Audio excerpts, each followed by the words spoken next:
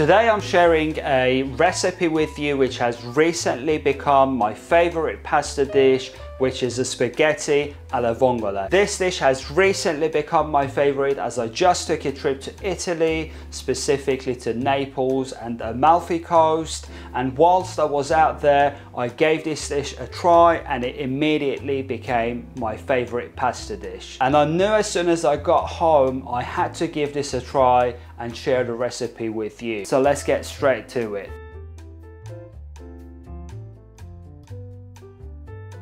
Here's what you'll need: spaghetti, and preferably a quality spaghetti, and then you want some fresh wild clams, and I've added a fair bit of salt to a bowl of water and just put the clams in to get rid of the sand, and that's essentially how you sterilize it. Tomatoes, not too many, just enough to give the dish a bit of color and sweetness. And then you want just a couple of cloves of garlic, just because garlic, and just some flat leaf parsley, a good quality olive oil, and finally vino bianco secco or a dry white wine, and this is where some of that depth of flavor comes from.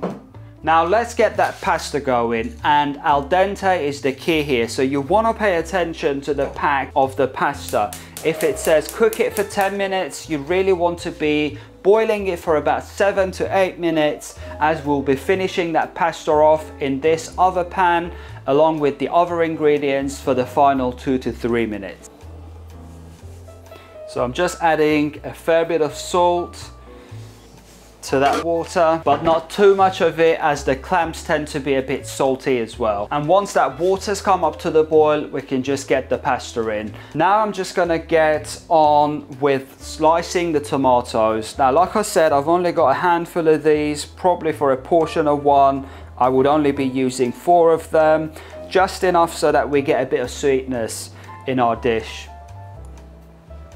So I'll just simply slice these in half. And then with the garlic, it's still got the skin on. I'm just going to quickly give it a crush with the blade of my knife. And then I'm just going to chop up some parsley, keeping the stems, as the stems will be used along with the garlic in our mirepoix. And it looks like that water's up to the boil, so I'm just going to get that pasta in there.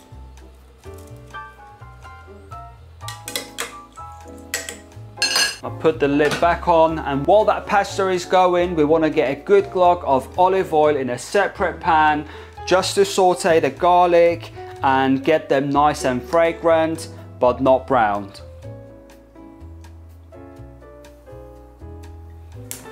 I want them on a gentle heat, so that heat is really low, and I can just get these garlic cloves in.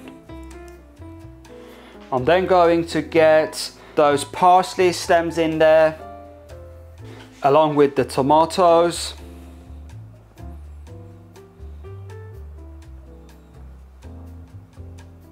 And I'll just get a good pinch of salt over the tomatoes.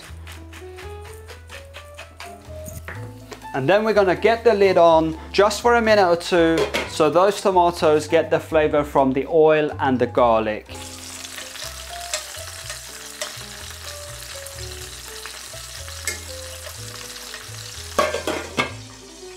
Now after about a couple of minutes, we can now get the clams in.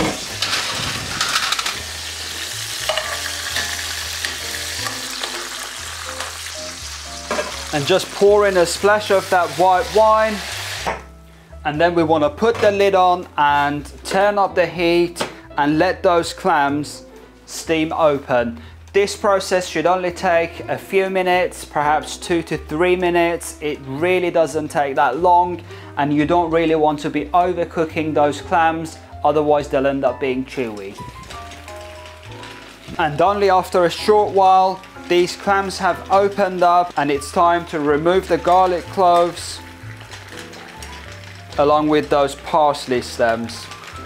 And if you've got any clams which haven't opened up, they're probably dead, so you just want to get rid of them.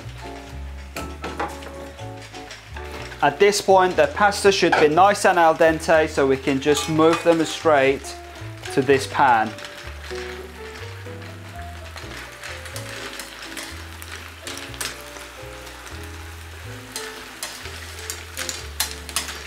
And then you want to give it a good toss, mixing all those beautiful ingredients together.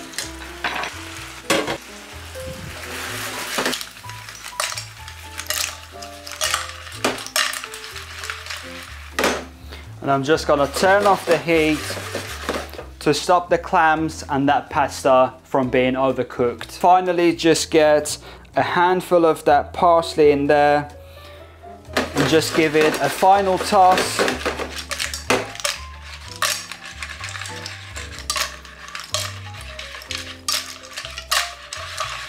And that's it. We're now ready to plate up.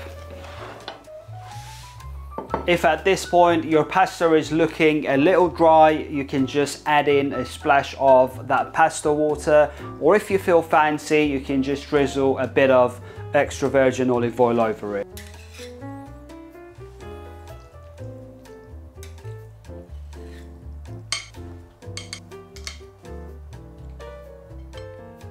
Well, that's it. This dish is really simple, yet so full of flavor, and it takes me back straight to Italy every time. I hope you enjoyed this recipe. Now it's your turn. Give this a try at home and let me know how yours turn out. I'll be seeing you in the next one really soon. Until then, look after yourselves and remember, the secret ingredient is love. Buon appetito.